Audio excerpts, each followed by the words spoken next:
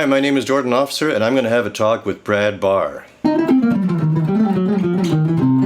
This is the first part of a very fun and magical session I got to have with one of my favorite guitar players, Brad Barr. Brad's known for his band, the Barr Brothers, of course, but also has a beautiful solo album out called The Winter Mission. Here's what we talked about. I'm Brad Barr. I'm here interviewing Jordan Officer. Thanks for the invitation, Brad. It's very nice to have you in your space. Yeah, it was nice for you to come by. Now, the first time I saw you was at La Tulipe. And I don't know how long you'd been in Montreal because people told me that you guys had just recently arrived. It was you guys and Plants and Animals.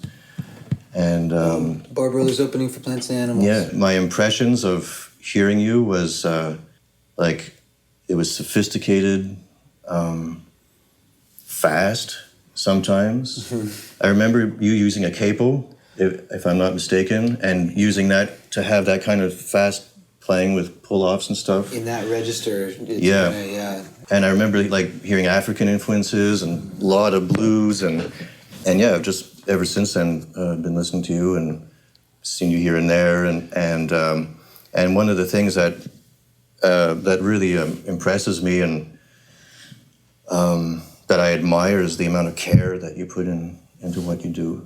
And I feel like I go out there like guerrilla style in a way compared to you and like it even made me think of like Halloween we were talking about when we were neighbors and I went to your place and like I feel like I barely get it together to help my kids to have a half decent costume and then we show up at your place and you have this beautiful music sound effect and that's all my wife. That was the only thing I did was provide the sound effect for that but it feels like you put really beautiful amount of care into your textures and even your influences and your approach to music and that's I really nice to hear, man. That's nice to hear because I feel like I go at it guerrilla style most of the time. Yeah? Maybe we all do. And it really helps to have that idea that there is someone doing it with care and because I can totally relate. We've been opening for Patrick Watson, or I've been opening solo for him, and that's my impression is like, wow, he's like, it's so elegant and every texture is so thought out, and I kind of stumble in there with, guitars falling around. I'm not sure what's in tune and what's not, but I think we all, when it comes to the things that are important to us, and I can say the same about you. I can tell, like, we both put the same amount of care into it. I'm sure because at our age, it's like, wow, you realize, okay, if I'm actually doing this and do it as well as I possibly can. And it's and you also never want it to be too calculated either. It's got most of the music. I want to say all of the music that's ever really touched me has been somewhat dangerous. Also, mm-hmm. You feel like it could, like there's like a one wheel on fire, or not quite sure if everyone's gonna make it there, or is all the gear gonna work? And I guess, it's a tricky line to ride, especially at my age and with kids, to like know just how much danger to keep around, and how much to dial in, if that makes sense to anybody out there.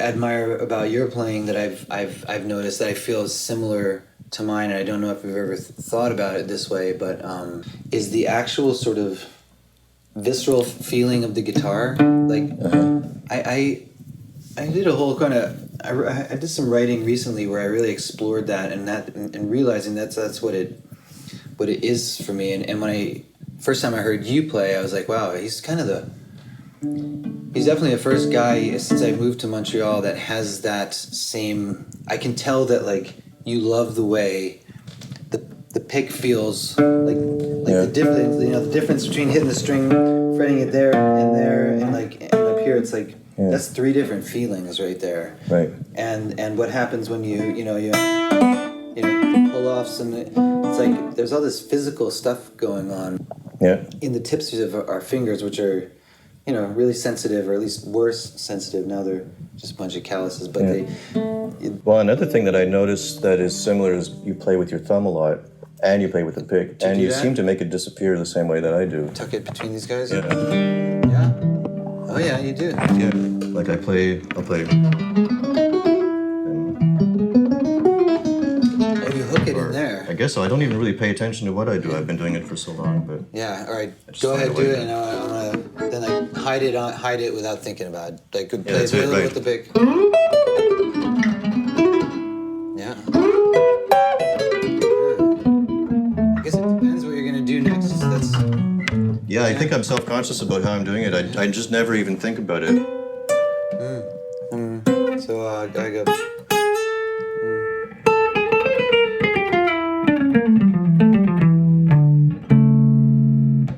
I do keep it that way sometimes, and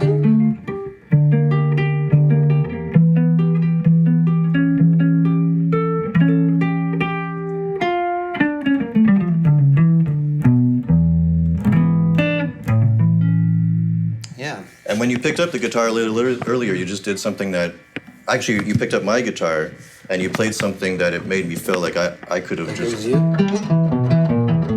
did something like that, and just the way you did it, Jim, that's if there's one place I could point to that's Jim Hall from the Jimmy the Jimmy Jeffrey. Yeah, it's that.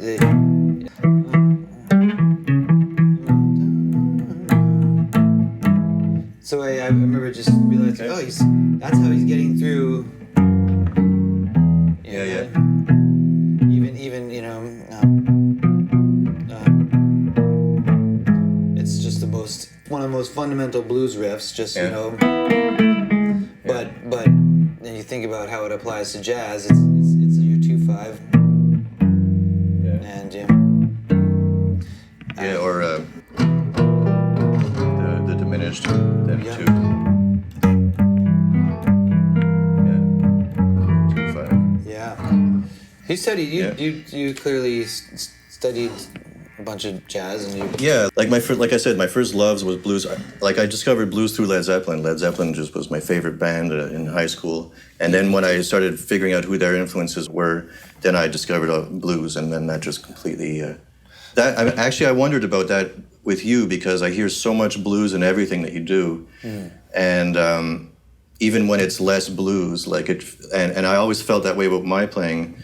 That even though I've gone to play jazz and other styles, that blues has really been like the center, like the heart of my musical language, and I hear that in everything you do, and it feels also very deep and like it doesn't feel like you checked out a few blues artists. Like I wondered if that was like a big thing for you at a certain time in your life. Like it was also Zeppelin for me that introduced that. All you had to do was look up one of Robert Plant's lyrics or ask about it, and it's like it's got some home and some or origins in some Delta blues. Like when I hear you playing slide, and that's one thing I want to ask you about. Like I brought the slide guitar. I actually pulled out some of my own slides because I hardly ever do play. I do play occasionally, but one of the neat things about slide I find is that it has it's like one of the ways that a guitar can sound like a human voice because you have like vibrato and stuff like that. And you lose the Yeah. precision of the frets. Yeah. And so I'm always intrigued about a person's vibrato and phrasing on the slide, and what's natural to each individual is going to be so personal. Wow, true. And like, I know that when I play slide, for one thing, I play over the top. Like, I never got comfortable playing like this. What's over the top? Like this. Oh, that's how you play slide? That's how you play? And I play lap steel too, so it's similar to holding a bar like that. Yeah. But like vibrato, I find it much more natural, like to just let the wrist do that, you know?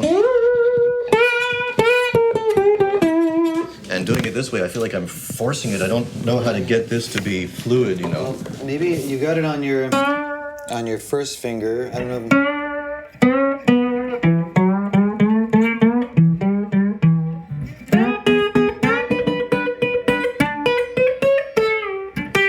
Maybe I should do it with the actual slide. Yeah, that sounds nice with the lighter. Yeah, it's fun to use different things. I have this bit of a glass bottle that sounds nice, and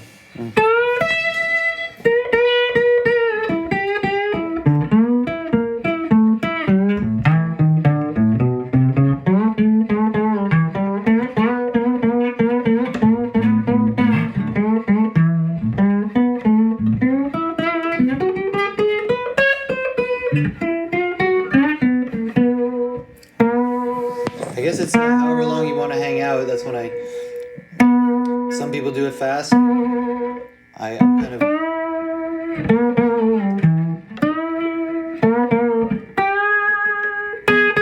yeah, well, I hear you do a fast but subtle one, not jerky, but fast. Fast and subtle is something that I hear. My main influence on the slide, if not really my only influence on the slide, is Blind Willie Johnson. Okay. I'd always dug the blues, but it was mostly through bands like Zeppelin and the Stones and the way they played the blues. So like, mine was definitely through the British eyes of that generation. The music of Blind Willie Johnson. I went to visit my uncle in Oregon when I was about 18, and he had a great record collection. John McLaughlin, a lot of old blues records. He was a great guitar player, but it was the Blind Willie Johnson that I heard. It was like I heard everything that followed him in his music. I heard funk, I heard groove, I heard like Sly Stone grooves in it. I heard Prince, like just all in in the formula he laid down. The way it was like. I felt like I could hear the whole future music that was to come after him, and his slide playing was so expressive. It was just like a voice in there. It was almost hard to tell them apart. And for me, one of the breakthroughs I had as a guitar player and singer was doing a cover of his tune, "Lord, I Just Can't Keep From Crying." Yeah. I would do it on this guitar. Well, I've heard you do that on some of your own songs too, where you play and sing at the same time with the slide and the voice. I want to say that, as a singer, it really helped me connect, because I struggled, and still do, struggle for a long time just with the isolation of the voice. That tune I would do drop G, drop D.